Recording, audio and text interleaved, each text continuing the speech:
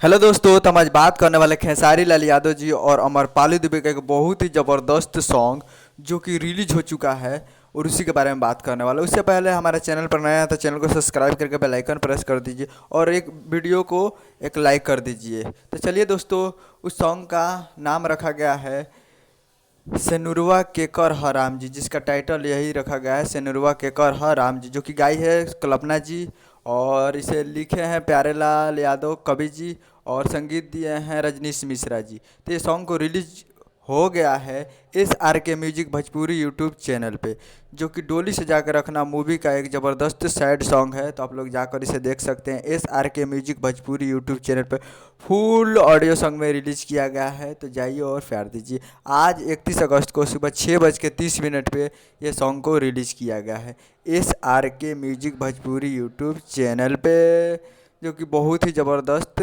Song है। तो जाइए और प्यार दीजिए। मिलते हैं अगले वीडियो में, तब तक के लिए जय हिंद जय भोजपुरी।